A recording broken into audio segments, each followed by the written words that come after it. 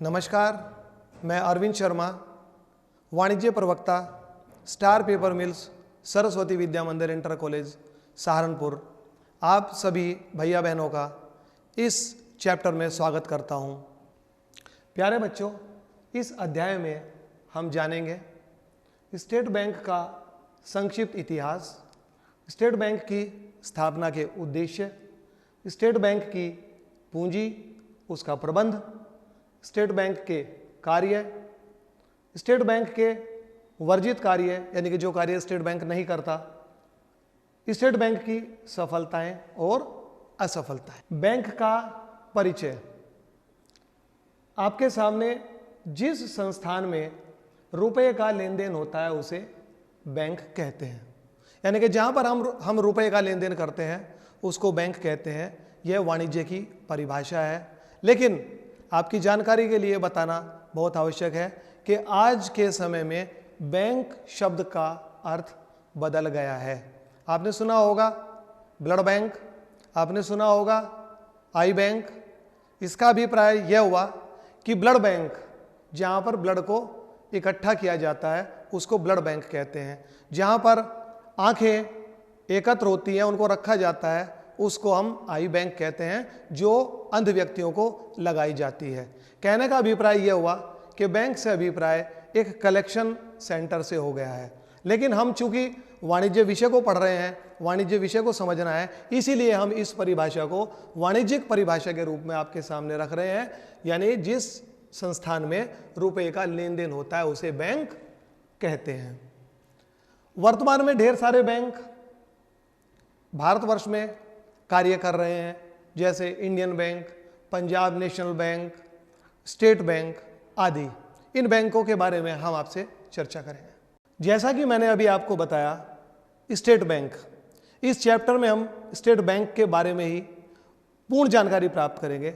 ये state bank पहले क्या था, पहले स्टेट बैंक का क्या नाम था, यानी इसके संक्षिप्त इतिहास पर हम चर्चा कर लें तो स्वतंत्रता प्राप्ति से पूर्व भारतवर्ष में 3 बड़े बैंक हुआ करते थे।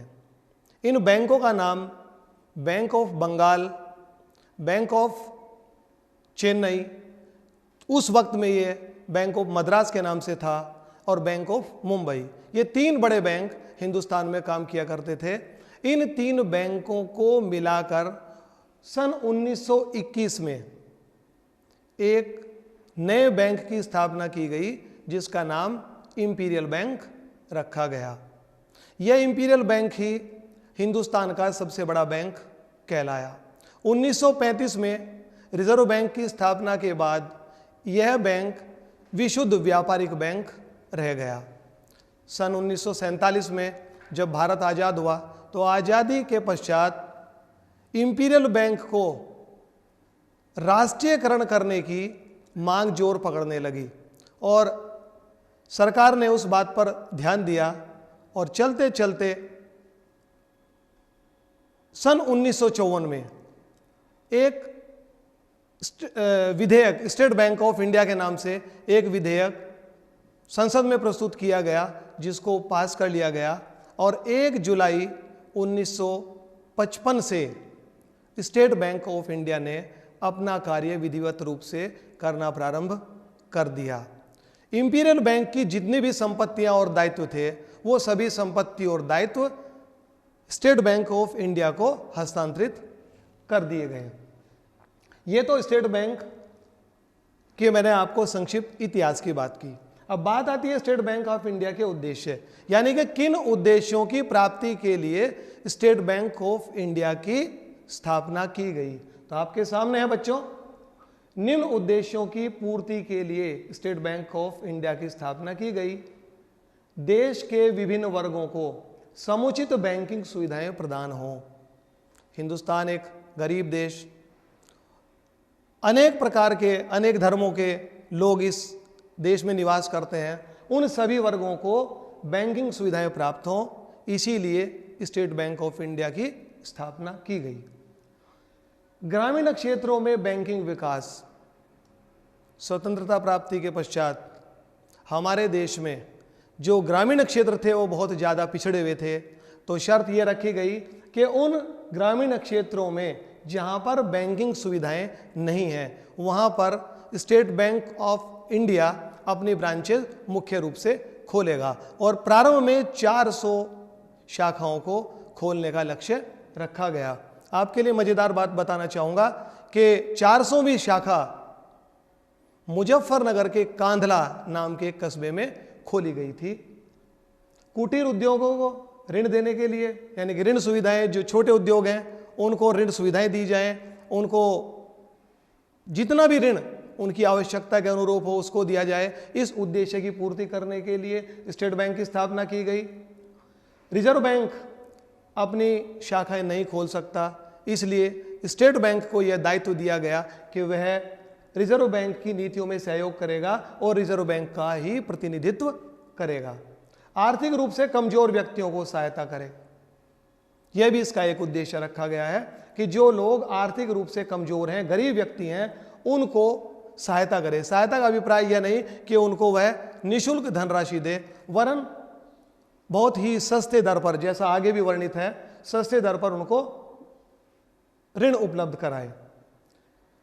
सस्ते तथा उदार ऋण प्रदान करें ताकि ग्रामीण क्षेत्रों में समृद्धि बढ़ सके, लोगों में बचत की भावना का विस्तार हो सके। इस उद्देश्य की पूर्ति के लिए भी स्टेट बैंक ऑफ इंडिया की स्थापना की गई। धन के हस्तांतरण की सुविधा विभिन्न संस्थाओं को दे, विभिन्न संस्थानों के माध्यम से पैसे का ट्रांसफर एक स्थान से दूसरे स्थान तक होता रहे, इसीलिए इस बैंक की स्थापना की गई। स्टेट बैंक ऑफ इंडिया की पूंजी एवं प्रबंध की चर्चा करते हैं। जैसा मैंने आपको बताया कि इंपीरियल बैंक का ही नाम बदलकर स्टेट बैंक ऑफ इंडिया रखा गया था। प्रारंभ में स्टेट बैंक की अधिकृत पूंजी यानी ऑथोराइज्ड कैपिटल 200 करोड़ रुपए रखी गई थी, जो वर्तमान में बढ़ाकर 1000 करोड़ रुपए कर दी गई। दूसरी बात करें, स्टेट बैंक की पूंजी का 93% भाग रिजर्व बैंक के पास है और शेष 7% निजी अंशधारियों के पास है।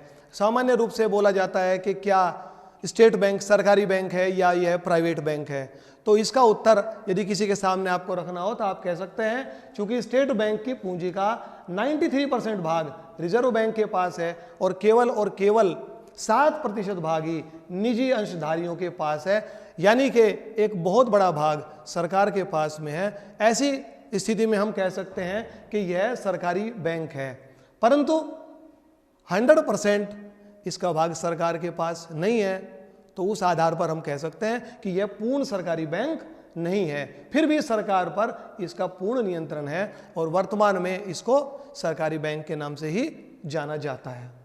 स्टेट बैंक ऑफ इंडिया का प्रबंध की बात करें, प्रबंध केंद्रीय निदेशक मंडल द्वारा होता है, जिसमें अधिकतम 21 सदस्य होते हैं। एक अध्यक्ष, 2 प्रबंध निदेशक, 7 अलग अलग स्टेट्स के नामी सदस्य, कुछ एक्सपर्ट्स, उनकी संख्या मिलाकर के ये 21 बनती है। इसका मुख्यालय मुंबई में है। आपने देखा होगा इससे पहले जो चित्र था उसमें एक बड़ी बिल्डिंग दिखलाई गई थी, वह मुंबई की बिल्डिंग है जो स्टेट बैंक ऑफ इंडिया का मुख्यालय है। पूरे देश में इसके सहायक मुख्यालय 13 हैं। स्टेट बैंक के कार्यों की बात करें तो स्टेट बैंक के कार्यों को हम 2 भागों में विभक्त कर लेते हैं। एक रिजर्व बैंक के एजेंट के रूप में कार्य है और दूसरे व्यापारिक बैंक के रूप में कार्य है।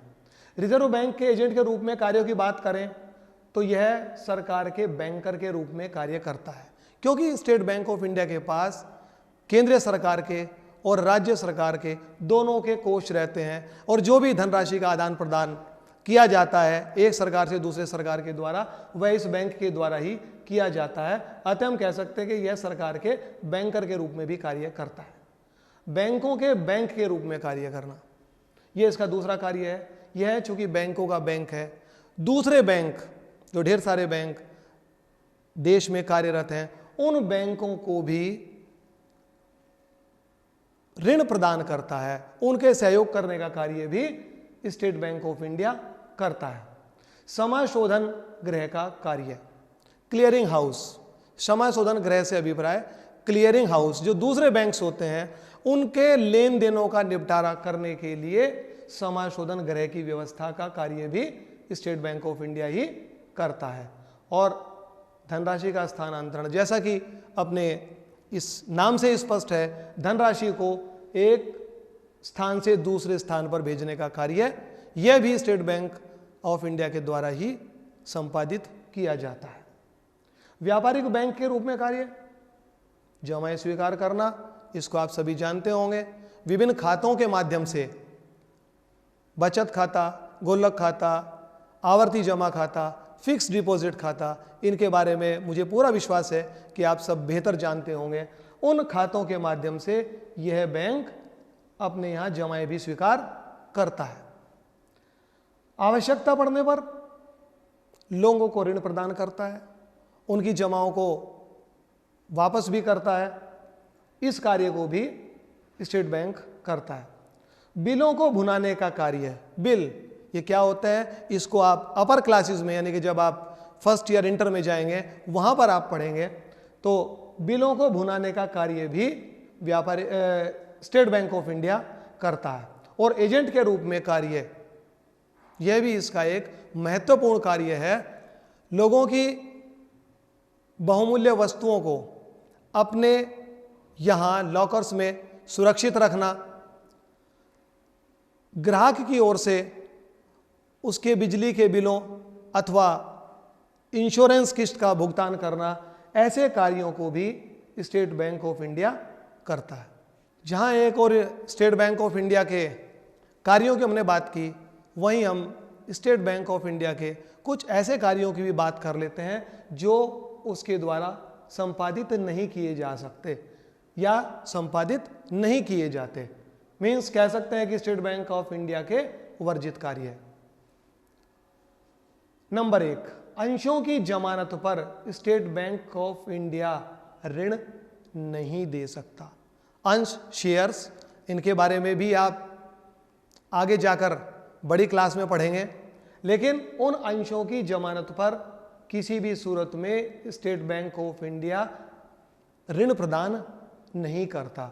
इसी प्रकार से दूसरी बात करें, स्टेट बैंक ऑफ इंडिया अपने अंशों, यानी कि स्टेट बैंक ऑफ इंडिया के जो शेयर्स होते हैं उनकी जमानत पर अथवा जो स्टेट बैंक ऑफ इंडिया की अचल संपत्ति है उसकी जमानत पर भी वह किसी को ऋण प्रदान नहीं कर सकता। निश्चित धनराशि से अधिक ऋण नहीं दे सकता, यानी जो धनराशि किसी व्यक्ति की जितनी गुडविल होती है, जो उसे उसकी चल अचल संपत्ति, उसके आधार पर जितनी उसकी साख बनती है उससे अधिक की साख पर, यानी कि निश्चित धनराशि जो स्टेट बैंक ऑफ इंडिया तय करता है उससे अधिक ऋण प्रदान नहीं कर सकता। उदाहरण के लिए, यदि मेरे पास एक मकान 5 लाख रुपए का है और मैं उस 5 लाख रुपए के मकान को बैंक में गिरवी कर रखकर किसी कार्य के लिए ऋण लेना चाहता हूं, तो बैंक किसी भी सूरत में 5 लाख रुपए से अधिक ऋण प्रदान नहीं करेगा। तो यह उसके द्वारा वर्जित कार्य में आता है। अचल संपत्ति नहीं खरीद सकता। स्टेट बैंक ऑफ इंडिया अपने नाम से कोई अचल संपत्ति नहीं खरीद सकता। केवल और केवल अपने कर्मचारियों के लिए अथवा जिस बिल्डिंग में State Bank of India work वर्क होता है, मात्र इतनी ही building State Bank of India अचल संपत्ति के रूप में खरीद सकता है। इसके अतिरिक्त वह कहीं अचल संपत्ति नहीं खरीद सकता। बात करते हैं स्टेट बैंक की सफलताओं की। स्टेट बैंक हिंदुस्तान का सबसे बड़ा बैंक है, तो निश्चित रूप से ये स्टेट बैंक की एक सफलता में शामिल होता है। फिर भी मैं आपको समझाने का प्रयास कर रहा हूं, यह भारत का सबसे बड़ा बैंक है, रिजर्व बैंक का प्रतिनिधित्व करता है, बैंकिंग सुविधाओं के विकास में सहायक है। आज जिन स्थानों पर दूसरे बैंकों की शाखाएं नहीं हैं, वहां पर स्टेट बैंक की शाखाएं अवश्य मिलेगी, क्योंकि यह एक प्रकार से सरकार का बैंक है। ग्रामीण क्षेत्रों में शाखाओं का विस्तार करता है। स्टेट बैंक ऑफ इंडिया एक ऐसा बैंक है जहां दूर दराज के इलाकों में दूसरे बैंकों की शाखाएं नहीं होती, वहां पर स्टेट बैंक ऑफ इंडिया की शाखाएं मिल जाती हैं। और मज़ेदार बात बताना आवश्यक है कि वर्तमान में पूरे देश में लगभग 24,000 स्टेट बैंक ऑफ इंडिया की शाखाएं वर्क कर रही हैं। 190 शाखाएं आउट ऑफ इंडिया वर्क कर रही हैं, मोर देन 35 कंट्रीज़ के अंदर, और 24,000 शाखाएं, जैसा मैंने अभी आपको बताया, वो देश के भीतर काम कर रही हैं। लोगों में बचत की भावना का विकास, जाहिर सी बात है, जहाँ पर बैंक होंगे, जिस स्थान पर बैंक होंगे, वहाँ दाएं बाएं लोगों में बैंक में पैसा जमा कराने की प्रवृत्ति निश्चित रूप से बढ़ेगी, और ऐसे में स्टेट बैंक ऑफ इंडिया भी उनकी सहायता करता है। प्रारंभ में, वर्तमान में यह सुविधा नहीं है, लेकिन प्रारंभ में स्टेट बैंक ऑफ इंडिया घर घर जाकर एक गोलक दिया करता था, जिसको गुल्लक भी बोलते हैं। उसमें लोग अपने पैसे को जमा करते थे। 1 महीना अथवा 2 महीने के पश्चात बैंक का एक व्यक्ति, वो स्टेट बैंक का ही होता था, घर पर आकर उस गुल्लक में से पैसे निकालकर संबंधित व्यक्ति के खाते में जमा करा दिया करता था। इस प्रकार की व्यवस्था रहती थी और लोगों में बचत की भावना बहुत अधिक बढ़ी, उनको प्रोत्साहन मिला। तो बचत की भावना को विकसित करने के लिए भी हम स्टेट बैंक की सफलताओं में शामिल कर सकते हैं। स्टेट बैंक लोगों को कम ब्याज दर पर ऋण उपलब्ध कराता है, जिससे उनका जीवन स्तर उन्नत बनता है। आपने देखा होगा, यदि किसी व्यक्ति को स्कूटर, मोटरसाइकिल, टेलीविज़न या फ्रिज की आवश्यकता होती है और उसके पास इतना पैसा नहीं है, तो वह स्टेट बैंक की ब्रांच में जाकर कम ब्याज दर पर ऋण ले सकता है और उस ऋण से, उस पैसे से वह अपने घर में स्कूटर, मोटरसाइकिल ला सकता है और उस ऋण का भुगतान आसान किस्तों में बैंक को कर सकता है। तो इससे लोगों का जीवन स्तर उन्नत बनता है और उसमें स्टेट बैंक ऑफ इंडिया बहुत अधिक सहायक सिद्ध होता है। इसे हम उसकी सफलताओं में शामिल करते हैं। नेक्स्ट, कुटीर उद्योगों को वित्तीय सहायता प्रदान कर स्वरोजगार के अवसरों में वृद्धि करना। आप जानते हैं हमारा देश एक विकासशील देश है, यह विकसित देश नहीं है। यहाँ पर छोटे छोटे कार्य किए जाते हैं, तो उन छोटे उद्योगों को, जो कुटीर उद्योग होते हैं, उनको भी पैसे की कहीं ना कहीं आवश्यकता पड़ती है। उस पैसे की पूर्ति के लिए ऋण के रूप में स्टेट बैंक ऑफ इंडिया सहायता प्रदान करता है और स्वरोजगार के अवसरों में भी वृद्धि करता है। इसी प्रकार आगे बढ़े, स्टेट बैंक ऑफ इंडिया बीमा के क्षेत्र में भी प्रवेश कर गया है। जैसे अब से पहले लाइफ इंश्योरेंस ऑफ कॉरपोरेशन, ये आपका जीवन बीमा निगम, ये आपका इंश्योरेंस करता था, और ढेर सारी कंपनियां मार्केट के अंदर आ गईं। उसी में स्टेट बैंक ऑफ इंडिया, उसने भी इंश्योरेंस के फील्ड में प्रवेश किया और काफ़ी तेज़ी के साथ वह इसमें आगे बढ़ रहा है। विदेशी विनिमय की व्यवस्था, विदेशों से जो पैसा आता है, डॉलर आते हैं, पॉन्ड्स आते हैं, उनको चेंज करना, उस राशि को, उस मुद्रा को एक मुद्रा से दूसरी मुद्रा में कन्वर्ट करने का कार्य, बदलने का कार्य भी स्टेट बैंक ऑफ इंडिया करता है। यह सुविधा सभी बैंकों के पास नहीं है, कुछ बैंकों के पास ही विदेशी विनिमय को, विदेशी डॉलर को, विदेशी पॉन्ड्स को चेंज करने की व्यवस्था रहती है। हाउसिंग लोन, जो लोग अपना मकान बनाना चाहते हैं उनके लिए यह मकान बनाने के लिए लोन भी उपलब्ध कराता है। इसकी ब्याज दरें, मैं जैसा बार बार बोल रहा हूँ, बहुत सस्ती दर होती है दूसरे बैंकों की तुलना में। लोगों का विश्वास स्टेट बैंक की ओर ज़्यादा रहता है, इसीलिए इसकी ओर ज़्यादा खींचते हैं। अपने कर्मचारियों को प्रशिक्षण देने की व्यवस्था, ट्रेनिंग सेंटर, देश भर में ढेर सारे प्रशिक्षण सेंटर स्टेट बैंक ने खोले हुए हैं, तो उनके प्रशिक्षण की व्यवस्था भी स्टेट बैंक करता है। ये जितनी बातें मैंने आपको समझाई, इनको बताने का प्रयास किया, इन सब को हम स्टेट बैंक ऑफ इंडिया की सफलताओं में शामिल कर सकते हैं। जहां एक और मैंने आपके सामने स्टेट बैंक की सफलताओं के बारे में बताने का प्रयास किया, वहीं मैं आपको स्टेट बैंक की कुछ असफलताएं जो उसमें त्रुटियां हैं उनकी ओर भी आपको इंगित कराना चाहूंगा। शाखाओं का दोषपूर्ण विस्तार। मैंने अपने उद्बोधन में आपको कहा कि यह सरकारी बैंक है, इस पर सरकार और रिजर्व बैंक का वरद हस्त रहता है। ऐसे में स्टेट बैंक ऑफ इंडिया जिस स्थान पर चाहे, जहां पर चाहे, वह अपनी शाखा खोल सकता है और उसमें सरकार और रिजर्व बैंक इसकी सहायता करता है। जहां अन्य बैंक पहले से ही कार्यरत हैं, वहां पर भी स्टेट बैंक ऑफ इंडिया ने अपनी शाखाएं खोल ली हैं। ऐसी स्थिति में दूसरे बैंक पीछे हट गए और स्टेट बैंक ऑफ इंडिया आगे बढ़ गया, जो नहीं होना चाहिए। कर्मचारियों में कार्य के प्रति लापरवाही।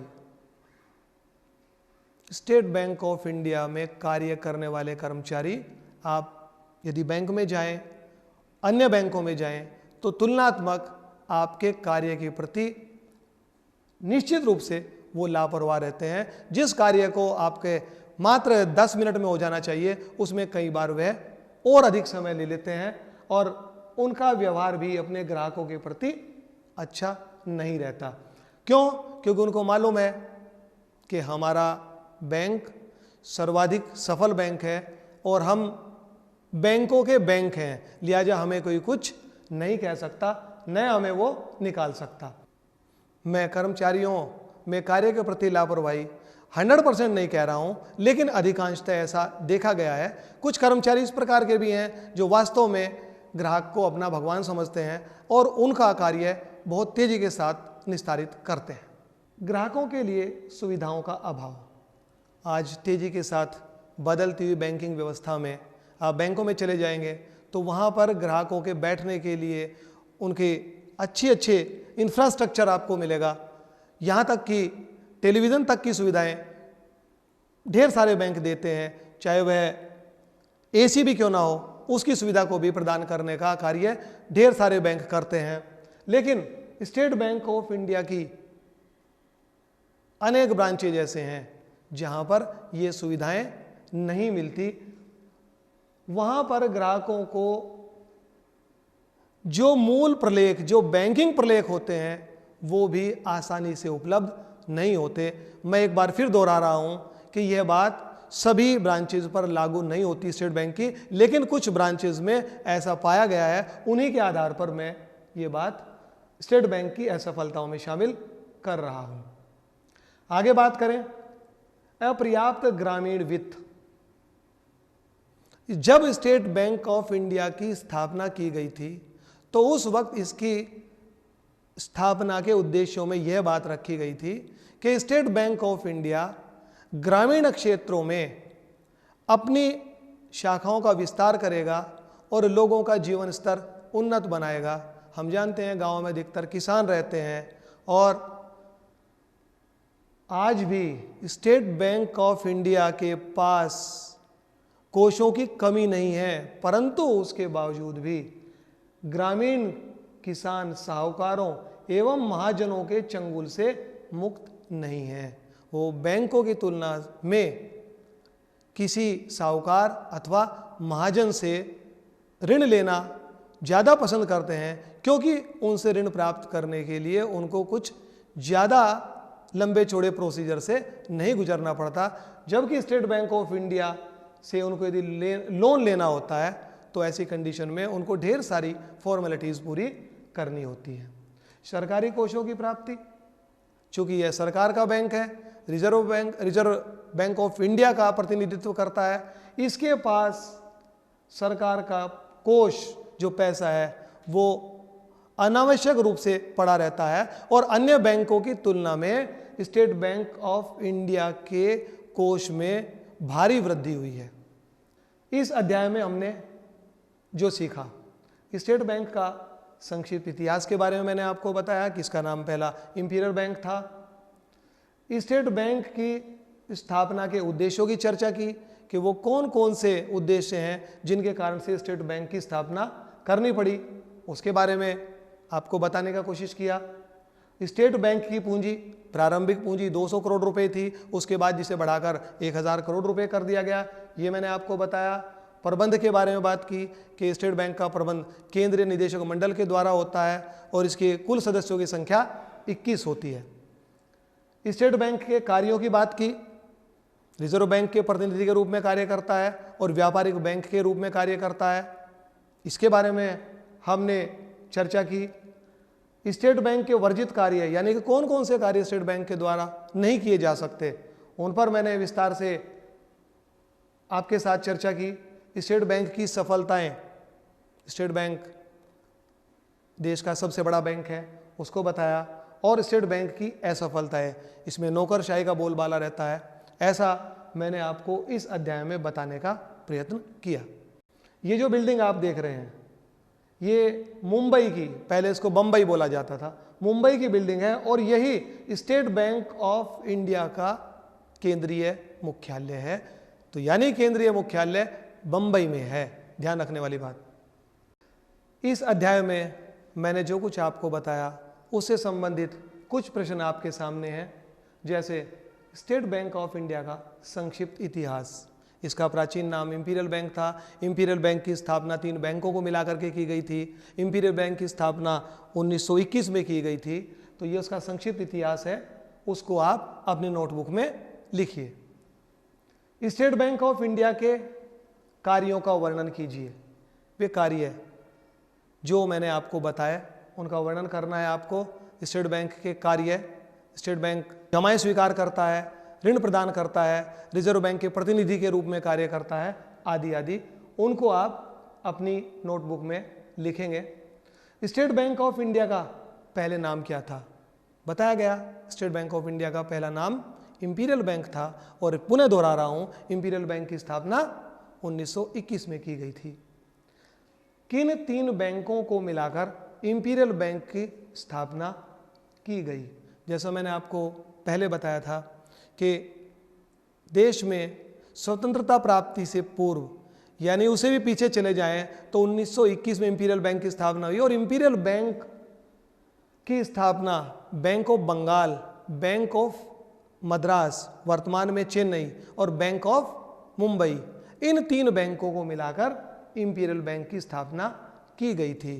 प्यारे बच्चों, ये तो मैंने कुछ प्रश्न आपकी स्क्रीन पर दिखाई दे रहे हैं, इसके अतिरिक्त भी ढेर सारे प्रश्नों को आप स्वयं तैयार करके अपनी कॉपी में स्वयं हल कीजिए, अच्छा रहेगा। इस अध्याय में मैंने आपको स्टेट बैंक ऑफ इंडिया का संक्षिप्त इतिहास, स्टेट बैंक ऑफ इंडिया की स्थापना के उद्देश्य, स्टेट बैंक के कार्य, उसके वर्जित कार्य, स्टेट बैंक की सफलताएं और असफलताएं, इनको बताने की कोशिश की, उसको प्रस्तुत किया। मुझे आशा ही नहीं, पूर्ण विश्वास है कि आपने उसको ध्यान से सुना होगा, समझा होगा और जितना भी मैंने होमवर्क आपको दिया है उस होमवर्क को आप अपनी कॉपी में उतारेंगे, नोटबुक में उतारेंगे, ऐसा मेरा विश्वास है।